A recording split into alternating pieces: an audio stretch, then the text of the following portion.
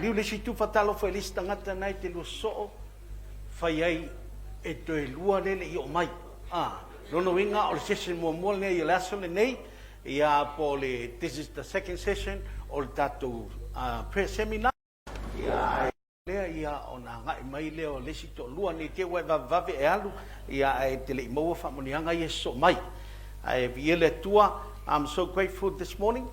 Whaftai le sunga sepi, ia mo le neia manoa. I was told and given o te talanoa I sesi vaenga tā ua I tūlanga ta prayer. Pelana iei le nei tai au, ia o te tonu fo'i.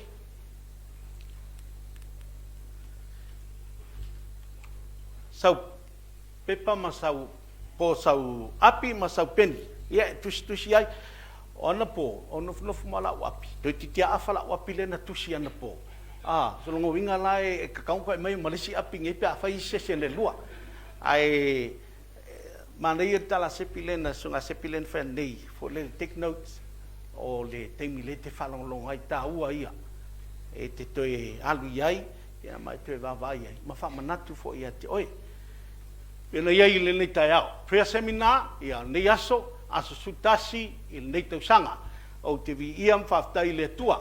Next one. O le fasili leo te mana o te fasili awi ai mo te tilo iai. What is prayer? Ona le tatu seminar le fai. It's all about prayer. O ke mga o la, because ngau whaalongo ang po o le matua tele au le meta o le prayer. But this is a prayer.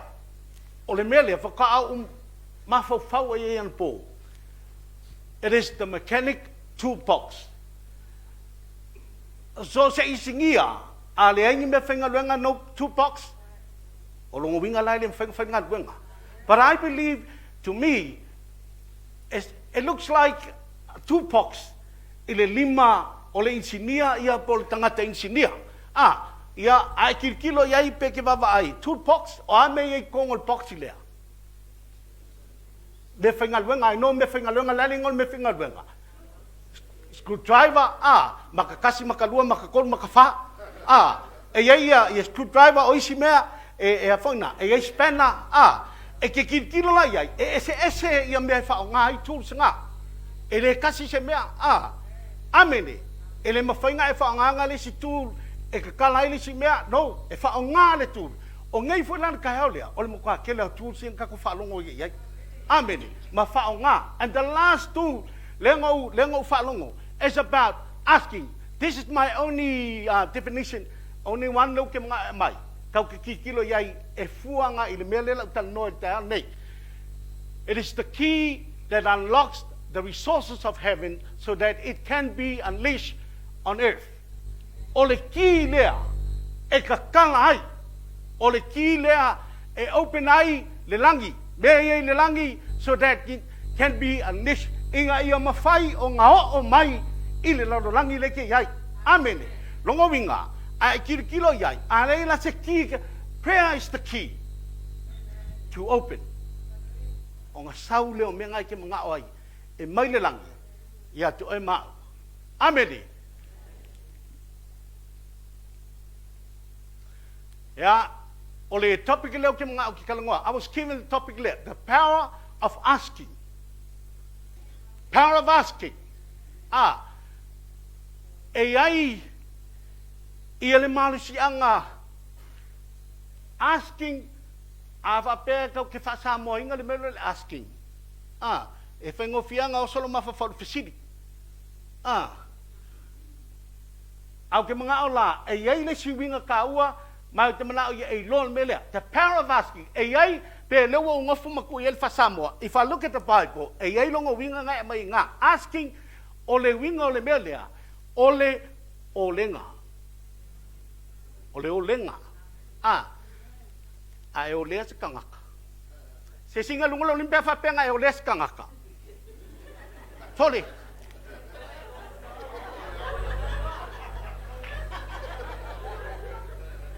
O le olenga. There is power in the olenga. Amen. Asking is the start of receiving. E kakawanga yei sa amakanga. Amen. Ke le mawafua sa mea pe ale amata. So prayer is the starting of receiving. E amakai onga e mawa famlianga, amakai onga kakala langi e sa mai mea lai fai le tua mo oi. Amen. Asking is the start receiving. Power principle that draws God's provision. Lenga kako whaalongo ngei i le kai au. Mana po, le provision le kua, o le makua ke lea. Prayer can draw all the provision. Wa mai le tua mo tatou. Asking is the gateway to open doors, opportunity. Whai kokoa, o le awangoa, o le prayer, o le kakalo, o le mele ngā ke kakalainga. Ngā ke kakalainga le whai koa po se awangoa. O le mele ngā ke kakalainga ia se awangoa e whapenana. If you want an open door, ask. Ai mga kakalas whai koa, ask. If you want an opportunity, you have to ask. Amen. Amen. Ia I loa le lei i le mele pengo whaku tesa o le malasi anga lea i le o lenga. No start, no nothing. No asking, no receiving. Longa winga. Ai le kaukala. Ia ele lo kengi oi.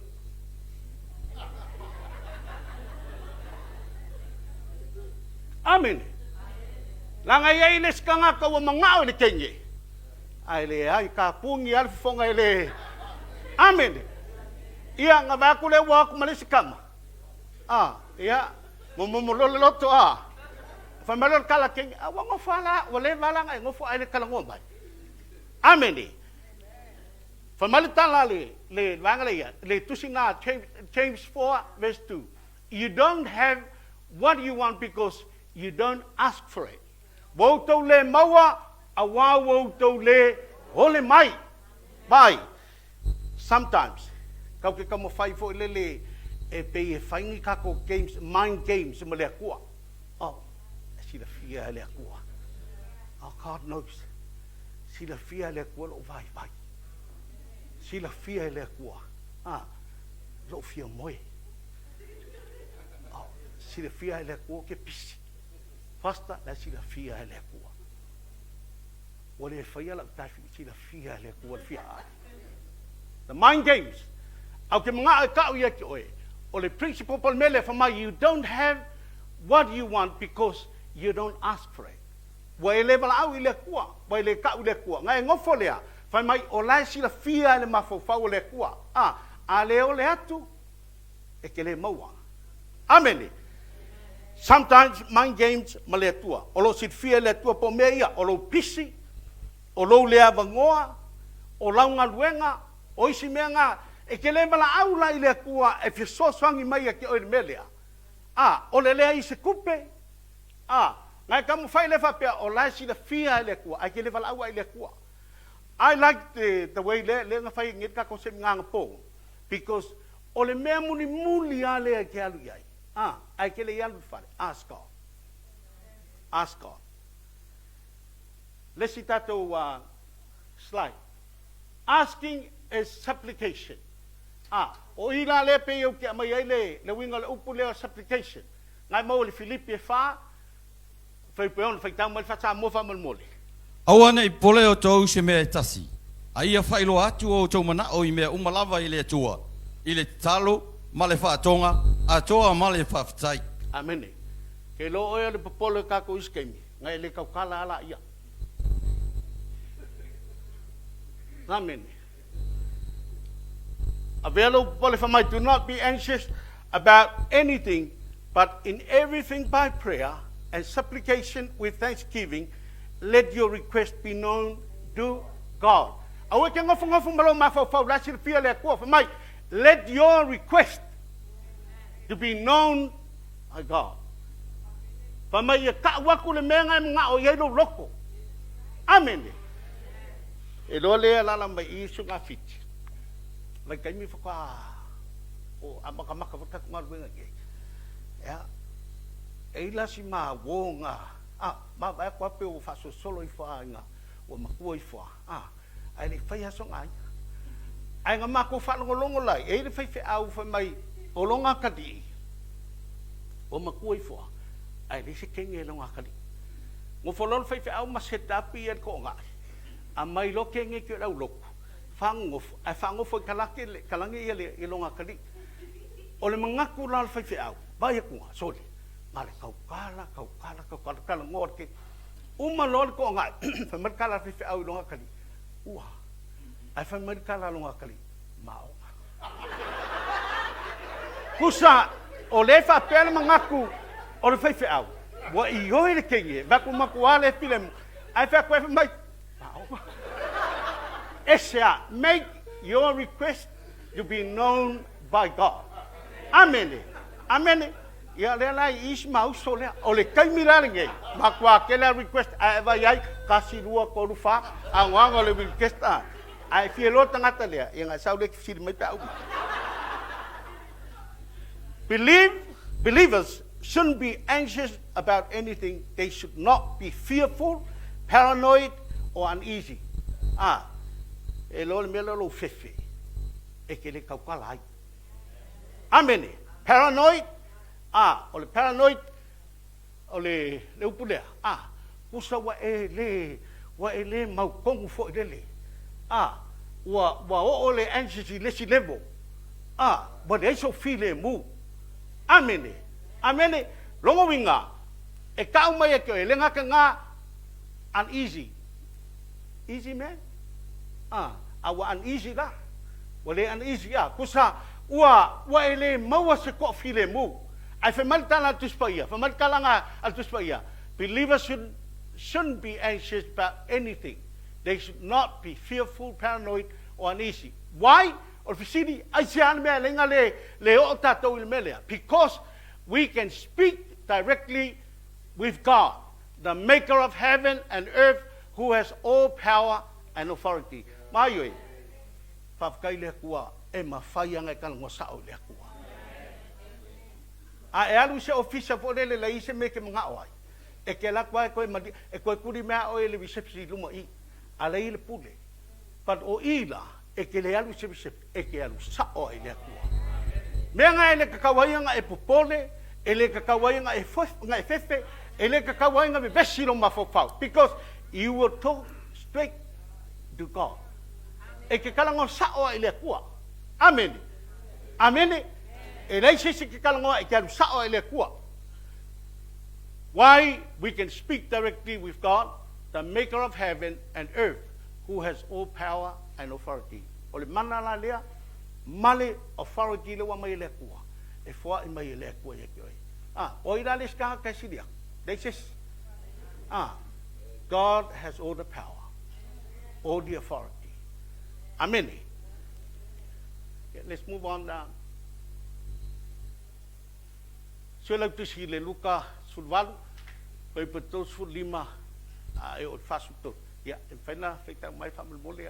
Wala talata o ia Eriko, ua nofo le awala le tasi tau waso, o whaatonga I mea, ua whaalongo ia le moto tangata, ua savali ane, o na fesidi le o ia, pese a lea, wala to whaiatu ia te ia, o Yesu le Nasareta, ua maliwani, o na alanga mai ai le o ia, Yesu e, le alo tavita, ia e alofa mai ia te au, ua vavao ia te ia o e na mua, ina ia whaalolongo o ia, peitai o ia, wa atili ai o na alanga, le alo tavita e, ia e alofa mai ia te au, ua tu Yesu mo fetala iatu, ia te ina mai o ia te ia, wala talata mai o ia, o na fesili atu le o ia te ia, se ale me te mana o iai, o te whaia mo oe, ua whai mai o ia, leli ie, ia va ai o nei mata. Amen. Ai o kire I tala noi, ai le me mana ia lua ua ngalo I tau.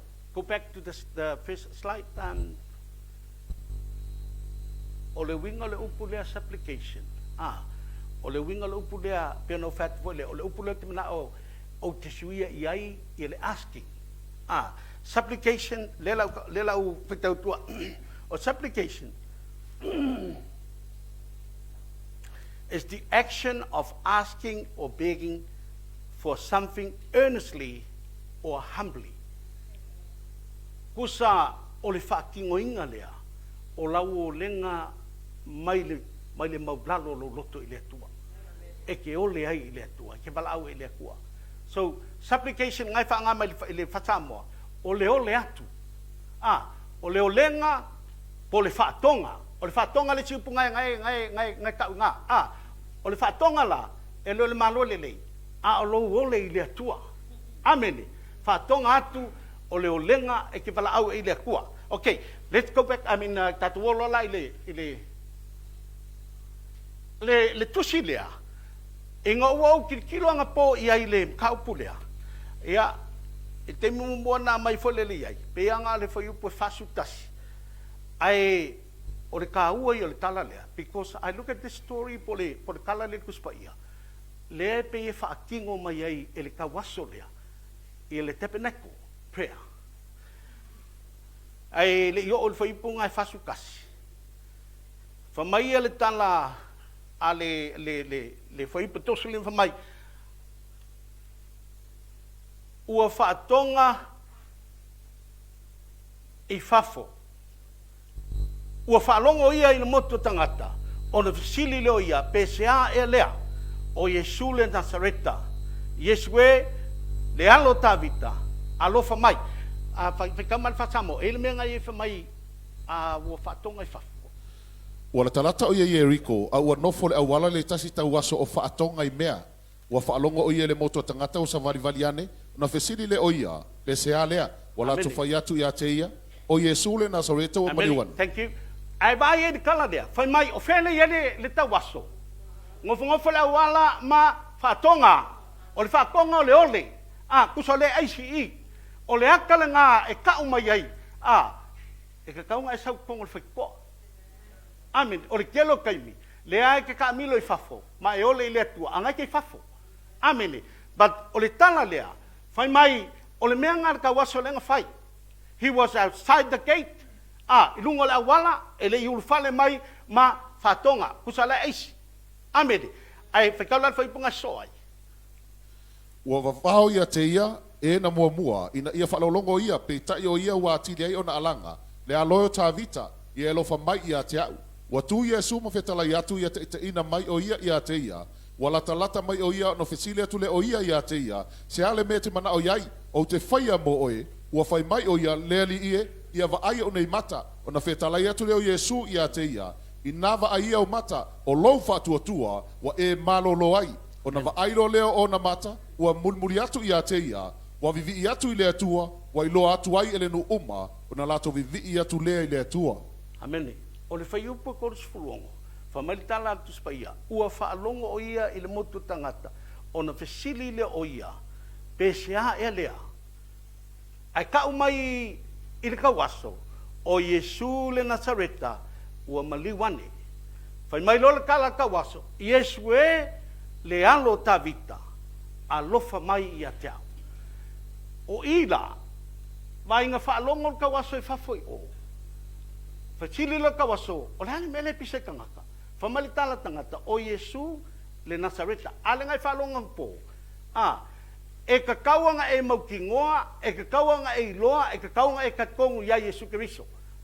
E lau whamakala, whamai, ngā kau mai, ngā uki kilo la. Pole mea ngā whikawi mua ia, i kawaso ma Yesu. Wa lenga whamai, o Yesu le Nazareta. Ai alanga kawaso whamai, Yesu e le alo o ta vita. Alofa mai e kiau. E tau mai e kiau. O ila, ua iai le karikongu o le kawaso, e mawhai e Yesu Keriso. Le ngai whaalongo, o le kaua ngā ai ke le iulfale. You need to believe e ke karikongu mai whātutua. I le suafo Yesu Keriso.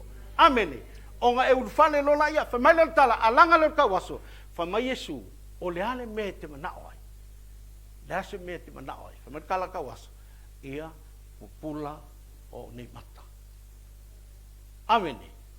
Ke mga ia ke oe, ia i loa mea nei, o lo kat kongo ma lo whatutua ia Yesu Keriso, e sila fia i le tua, e le mea nei lo loto. O ke loa langa i loa le ia Yesu, e mo ingit ngaka nang whaiak, o ka waso ngaka nang whaiak, e ta waso tangata lea. Ai nga fesili ia Yesu iai, o le asa me te mana, markala, ia popula o unei mata. Amen. E ke sauru kai au ngai ngai en mana onga tono lo loto. Ngai ka kia lo loto le mena. Ai ke le vea I le tua. Le ngai whaalongo te mudi a ratu fontalo te ane. Le asa mana o ngana te sau moe. La sirfia le tua. Ai e tau I le tua.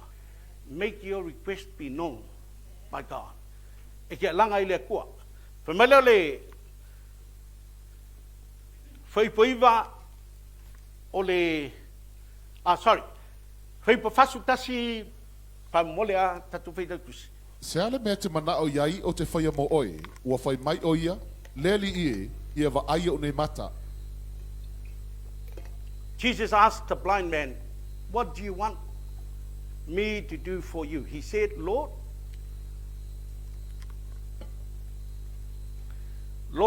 that I may receive my sight. Jesus replied, receive your sight. Ke longa nga whaiakua ia pupula o nei mata. Le ia se mea whamai Yesu, ia pupula lo oi. Amen. Aisha, langa lewa kau, ele tau waso ia Yesu Keriso, le mana onga lo noto. Amen. Amen. E ke kau ile kua le menga ke sama oi. There were many people there, but only the blind man received the miracle because he asked. Ke loa e whalongolongo tale ringa ke le iskanga. And now the waso na receive the miracle, pole vavenga, because he asked. Amen. Because he asked. There's power in asking. Let's have a look at Lesikako slide. Mateo fitu, ia, foi poe fitu valu, foi tau, whamulmole. Ia o tau ore atu. Ona fōa ina mai ai lea I ate o tau. Ia o tau sāili. Ona o tau maua ai lea. Ia o tau tutu I atu. Ona tō ina ai lea I ate o tau. A wā ai se tasi e ole atu. E maua e ia. O le sāili fōi. E iloa e ia. E tō ina fōi le tutu I atu. Amen. Ke longa ke mana leia le lea. For my ask and it will be given to you. Seek and you will find it. Knock and the door will be open to you. Amen. For my yo tau ole atu. Whatonga I le atua. Palau I le atua. Ona fōa I mai lea. Ia, wa, ke loa e langa le maua tātou. O ke le ole I le atua. E ke leo palau I le atua. Mai asa ili, ona e maua lea. Tui tui. Kala mui whaikoa. Amen. E ke loa, lei kongu ia loa teli. E ke kui ia. Amen. E ke kui ia whaitoa. For everyone who asks, receive. The one who seeks, find. And the one who knocks, the door will be open. Ai ole atu e te maua, ai saili, whamai e tō ina mai. Ai tui e te tala mai I ate oe. Next slide, whamole. Asking persistently. Luka e sutasi whaipolima e ole sfulu. O te whai atu fo iau ia te autou, ia autou o le atu, ona fo ina mai ai lea ia te autou, ia autou sa ili, ona autou maua I lea, ia autou tui atu, ona to ina mai ai lea ia te autou. Awa aise o le atu, e maua ia, o le sa ili, e iloa e ia, o le tui, e to ina mai ia te ia. Mele, whikawal whaipoiva, whamulmole.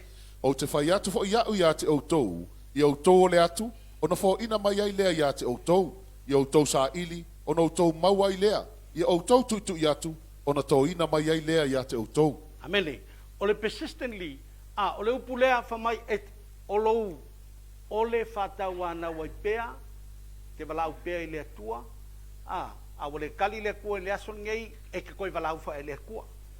Ai lo le tali lo lea son ngei, e saulo wha pea, pe ia ele walau ai lea tua. Walau lea tua. Continue. No stop. E ke walau keep asking God. E ke ole ai lea tua. Amene. O le tali mai lea tua, le mea nā lea tua. Pauan mele fe mai tala tus pa iwo ko le maua ona wo to le o le atu. Amele. Ask God. Continue. Ask and keep on asking, and you will be received. Seek and keep on seeking, and you will be found. Knock and keep on knocking, and the door will be open to you. Amen. O le ska ka kasi lor ko i. Ma ai longo Yesu silfale. Ai masangi le ainga nga e ke ko ia e ke loa la ir kangaka. Amen. Ai ke la ko lo kasi lor ko i aranga pe ko volele ka de longa. Ko. Amen. Ai ko foi la. E lo le ia loko e loko lua le kong o ele ko. Amen. E ke ko ia. E kala mai. Asia ke lo le ia ke loe. Ai tu ile tua e lo le le ko o nga ki ko ya. Amen. Si le fia le tua the way you know. Ke ko ia ile ko. Amen. Ko. E ke saili. Madkala tu pa ia. Ia o le atu ile tua. Balau ile tua. Amen. Ya. Ke fo umalo ka ko pea seminar ngai ya umalo fo ile mea.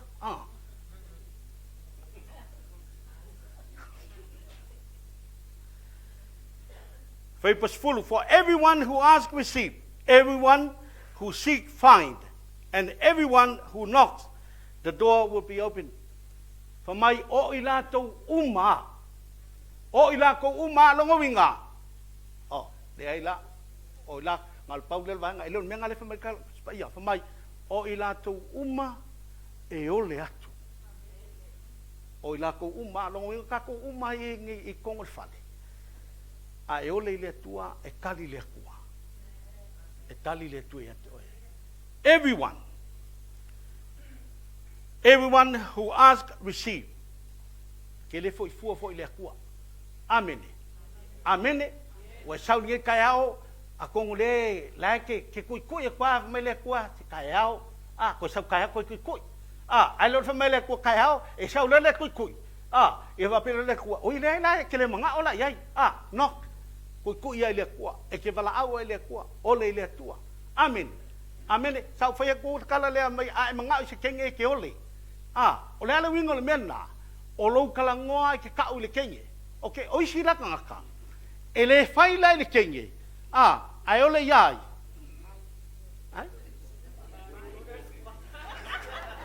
Ai ole bai, ole bai ole me ati apolo. Le ko okay, ole e isi ngaka. E vala usa o ile kwa. Ole ale melnga. Ole nga ile tua. Pe so songi ai. Amen. Amen. Ia. Ai vai la o le principal la le fa ngai o le olenga. Wai vala sa o la ile kua fa mai le tua se ke le loka kala.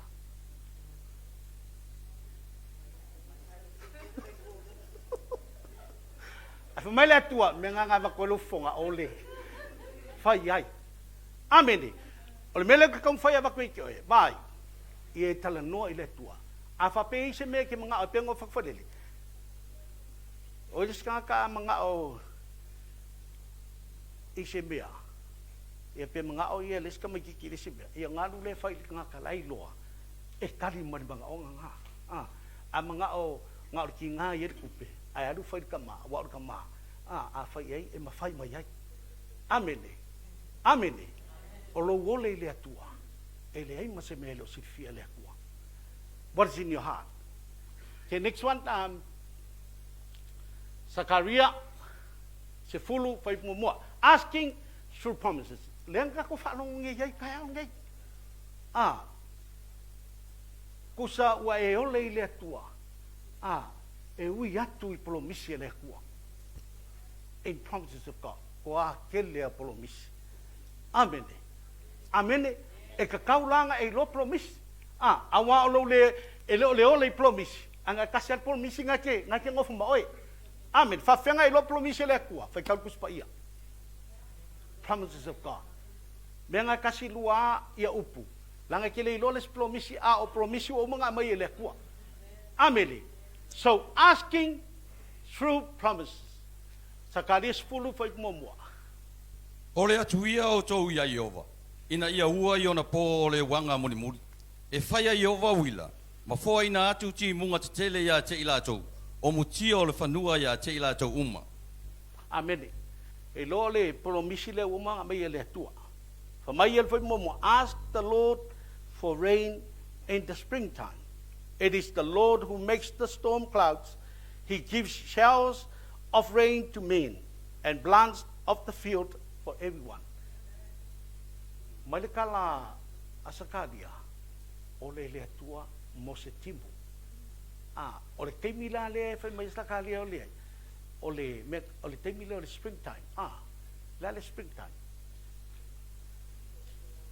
Between the winter and the summer. Kusa ole kau lea le fa ingo fa samo ka ko ole tau to tongo. Ole kau le ko oi mea. E o lai mea. Fa male tala saka bala u le tua e se timu. Ke longa ke loa. Ole timu. E lo lo kimpe mele le wo lo vai ia. Ia foi. Ia o kilangi. Amen. Ask the Lord for rain in the springtime. It is the Lord who makes the storm clouds.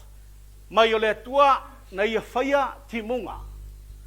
Mai o le tua. He gives showers of rain to men. Mai ngā ke mai le timu i tangata uma. Ngā ke whasusu foi i le whanua po la au uma. Zechariah encouraged people to ask for rain. Why? La me ngā lenga encourage Zechariah ia i tangata i wala au le tua. Number 1, He's the creator of all.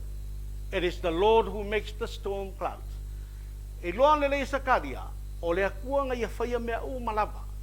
E ole la mai wala au i le atua. I ei loa, o le akua nga whaia mea u malava. E le ai la se mea le mwhaia le akua. Pe storm, pe rain po le lava. E ke wala au i le akua, e ke mauki ngoa. O le atua, He's the creator. O ia nga whaia mea u malava. Amen. E isi kami fo le whapia. Pia u ke le mea. No, He's the creator. Amen. E ke mawhafo pia u ke le el mga onga. Ke le el me le Amen. Wa isi kami ke le wala au le kua ngau mawhafonga ngā. Zechariah, for mai, He's the creator of all.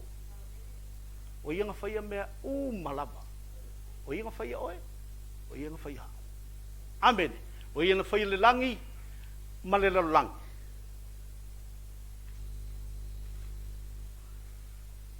Number 2, God's the provider. Shows the full dependence on God for provision. O i ka umayai. Lea nganga lea, ia e dependi le kua, i so se mea. We need to depend on God. Ka ungai whalangolango i le kua. E ke walaua i le kua so se mea. Amen. Ai lolo ke lolo ke mwhaia mele e le walau i le tuanga o mea ke le mwhaia ke walau i le kua. No. This shows the full dependence on God for provision. E ke whalangolango i le kua. Amen. E ke whaia alo kiu ke malamu ka whaioi, ai ke ola whalangolango i le kua. A mai le kua i ke iloa ngai ilo lea, o le mea na mai le tua. Wa e mawhaia wa e maua, because of God. Full dependence on God. Tolu, daily request, prayers for daily bread. Kau kalau boleh mai, fua mai, ya matau, me ai, te tau, maleaso. Ele ka vainga la, ele aso fua, ele aso lua. Au fua aso lua, fua mai, ya te matau, me ai, te tau maleaso. Amen. O le aso lulu kele lo me ai.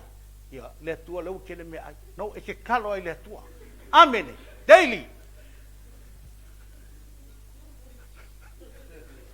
Ma le se kele lo me ai. Ma kua le ka kalo ai hadu lo le ai ngala ko ia le. Daily request prayers for daily bread. E ke kalo i le tua i le mea e kukusa ma le aso lea te kau lea ma le aso lea. Amen. Amen. Not only that, blessing to other people. He gives showers of rain to men. O kala mai ua mai le tua le timu mo isi tangata. Valaau, e ke valaau i le kua timu, ai manguia iskaka. Amene, ngā mai le tua timunga, showers mai le tua timunga manguia i le skangaka. Amene, ai manguia i lo kodua, manguia le whangau, manguia le kalesia. Amene, e le amai ngā oi, e whamanuia. When you ask, it's a blessing to other people. He gives showers of rain to men. Not just to assume it will rain, but to pray in confidence for rain. Wati le mea, e ke laku loi fafo. Sau loma le au, e le kakalo le kua. Nanga lo wati ki, la kim. No, you pray. Afa peke mga ori ki, le tua, ia jimbu mai. Amen. Langa o isio kako e ke kilo, ai ki kilo, ke laku loi fafo, e ke vaku le, ma ngai au le langa fapia, mo kua la. You pray, afa peke mga mia le la. Kalo le kua, ia la. Awe ki kilo i me le ke va ai mambe ye ke ma fau iai. But pray. E ka kaunga e kalo le tua. Pray for the rain. O le teimi le o le teimi ma nei lea. Teimi to. A le fai mai kala ye sakalia ele no. Te talo mo le timu. Te talo mo le timu. Leo ka o ke e wai o olonga peiwa o fa manguia le kua ye kue nga makarola ia pe ke le kalo le kua mai pala le tua. He's the one. Il mareko na su tasi foi purufu fafa mole. O le mele o te whai atua ia te autou. O mea o malama tau te ole mai ia autou te talo i nā wha atua ia o le a maua autou o na whai alawa lea mo autou. Amen. Another thing is prayer. Another thing is faith. Amen. Awaku ki a yellow kalo le kua. E ke kalo le loko maloma fau. But your spirit, e ke la ngonga fo. E ke karikongua o le akua nga ke whaia. Amen. O le akua nga ke au maia.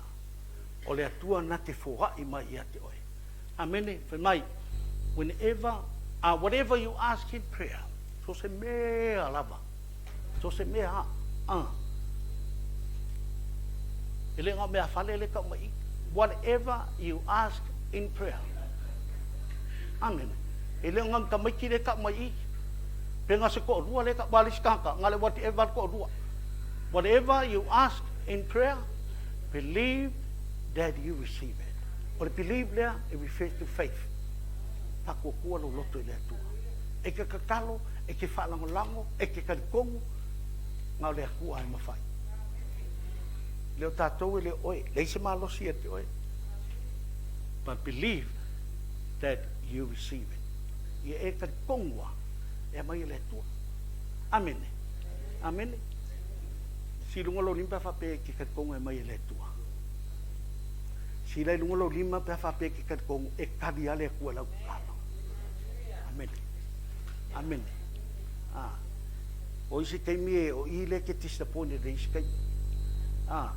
Pe wale kingo mai, wale fua mai, wale ali mai. Onga ele ko kakalo lea. Amen. Pe fua mai, pe le fua mai. E ke kakaloa. Anga ki whakuku e lea kua. Amen. Sam, are you awake? Asking by faith. Asking by faith. O le upu lea, ia, wha leo I whasepi le upu lea.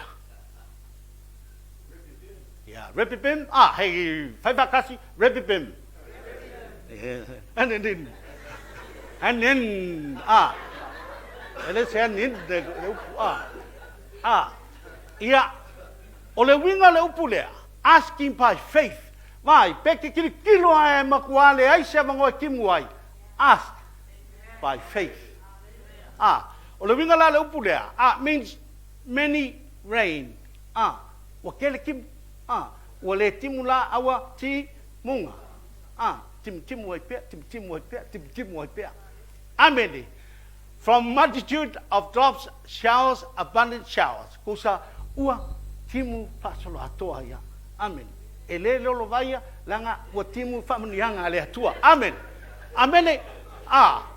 Rain manifests the glory O the anointing. Mai, o le haka o le kimu, o le haka ngā o le whaunga. Amen. Aolanga e wala au le atua. Ia timu mai whaunga le atua. O le to ulu mai, o le whaunga le atua ia te oe. When you ask for rain, o le winga ngā le kala, saka lia nang whainu, ia te tano mo le whaunga le atua. Pray for the anointing. The rain. Anointing will bring life to whatever we are trying to achieve. O le anointing, o le whaunga, ngā kia mai le ola. O le ale me ngā ke ka mo whai e whai. As life will bring life. Amen. E le mate mea tatu te whaia. Because of the anointing, o le whaunga le akua, it will bring life to whatever.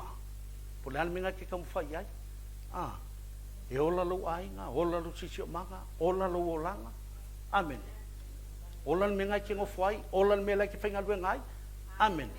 Ai lo le ola me la ke ngofai, ai o ki al me la ke whainga lue ngai. Amen. Langa le ke alu mat whaunga. O le whaunga mai le atua, e ke kalo le atua, bring the anointing. Whau e le kua, ngai e la kulea, e kilo kangaka. Oi e sea la se sulu kangaka lea. Why? Because of the anointing. Because of the Holy Spirit. That brings life. Isi kangaka. Ask for rain. God is willing to give you showers. Ai kalo le ko mo ki mo whaunga, the anointing. E mai le ko e ki oi. Let's ke mun muri wai wala le to e lan whaunga I lunga ia ti oi. Pese longa I ke saungi e whadikau langa. Le tua whau mai e kia.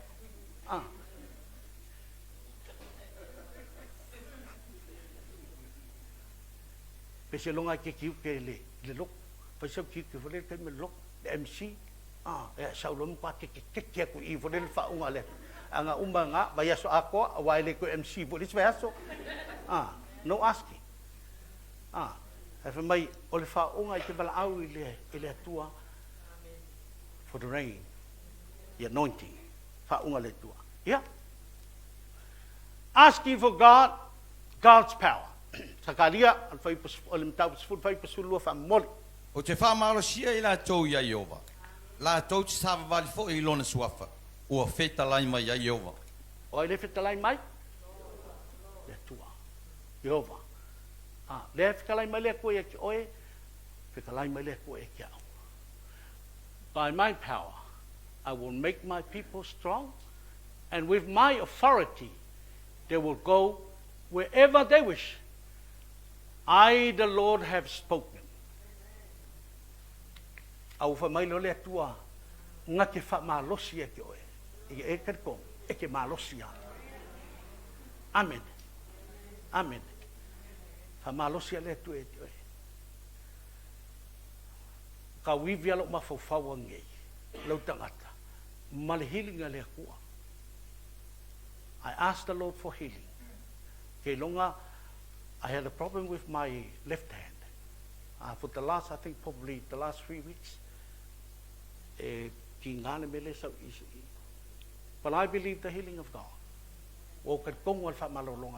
Even though, because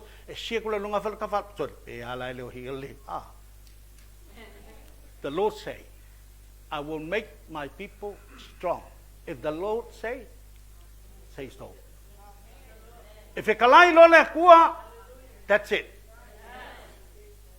Le ai masesi nga ksuia le upo le tua. For mai le tua, I will make my people strong, and with my authority, they will go wherever they wish.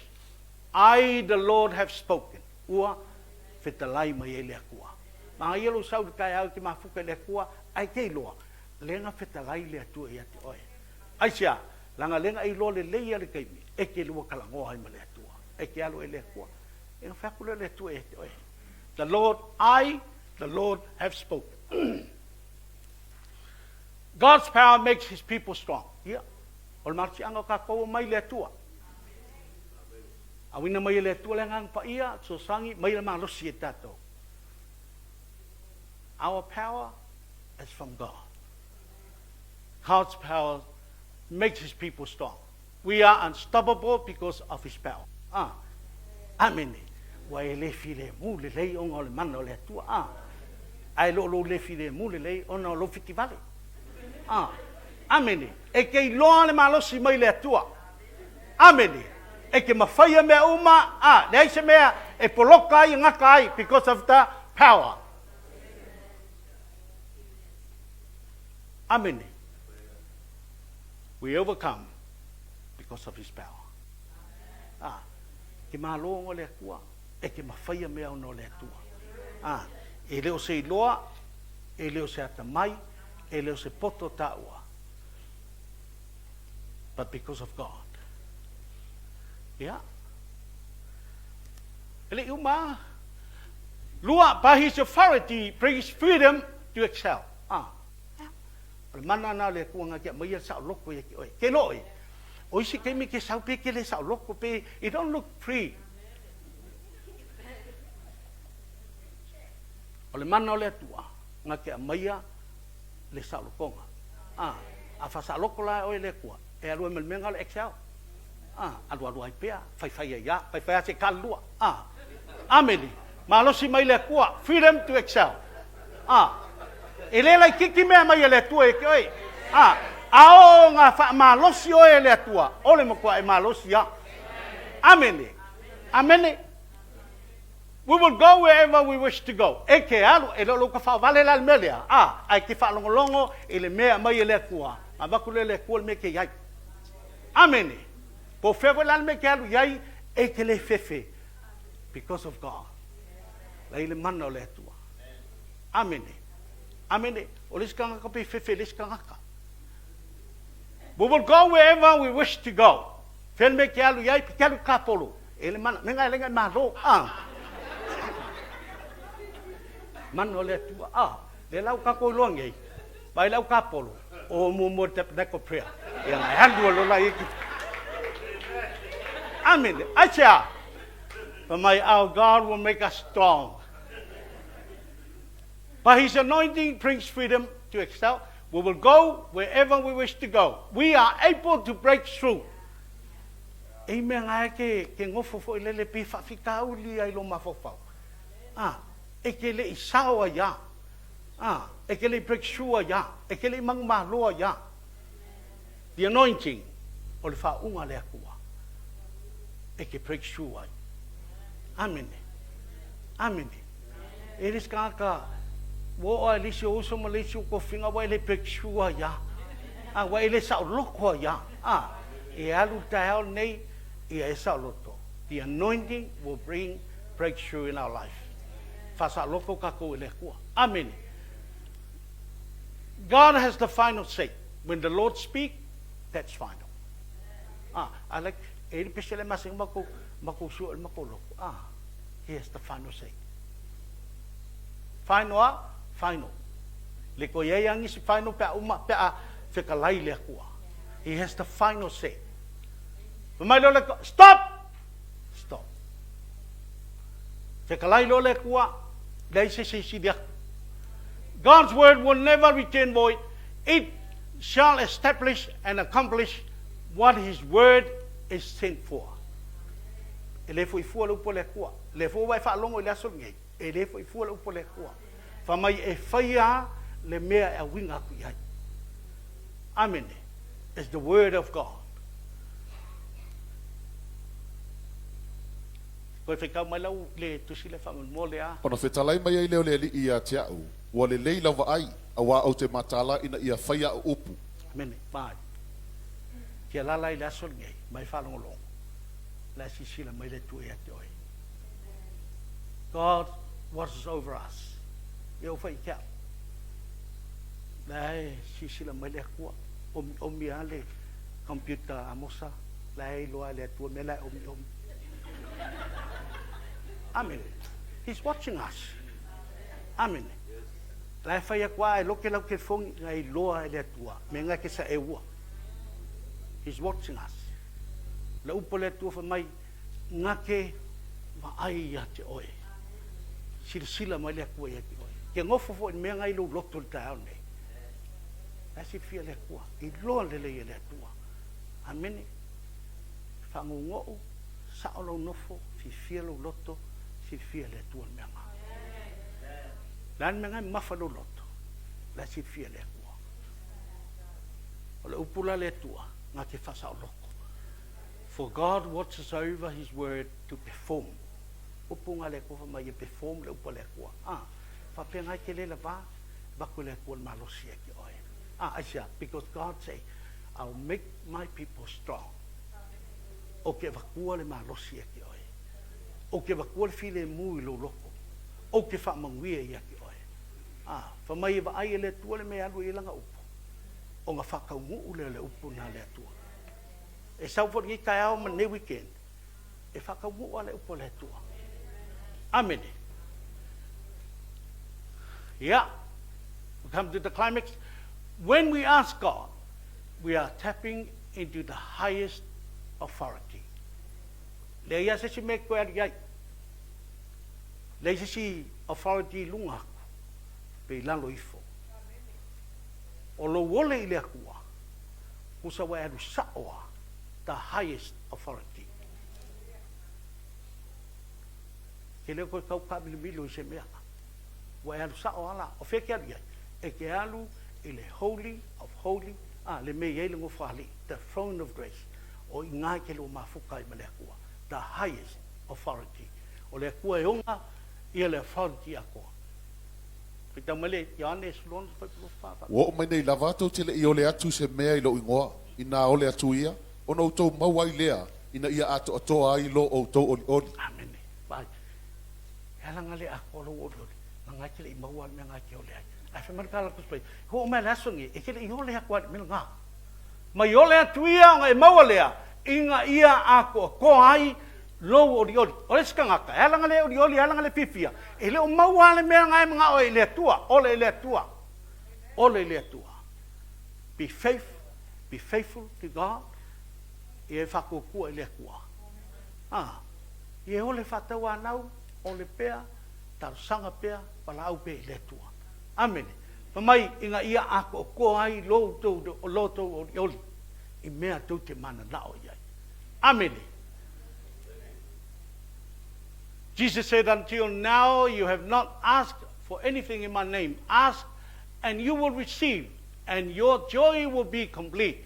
Ya male ya kopo mo fai palima fa mole le uma. A fai wale se poto so o tou. Ina ole atu ia i le atua. O le foa i tele mai tangata umalava ma le to tau taua. O na foa ina mai ai lea i a te ia. My talat if any of you lack of wisdom, let him ask God who gives generously to all without reproach, and it will be given to him. Ama ele koe o se mea, ele koe fea ua le kua. Amen. Angol menga, it belongs to you. Menga wa mai ele koe koe. Amen. Le koe fea ua le kua me mai ele ia koe. Kako iske mi a vese mes kaka ai le koe la ma menga.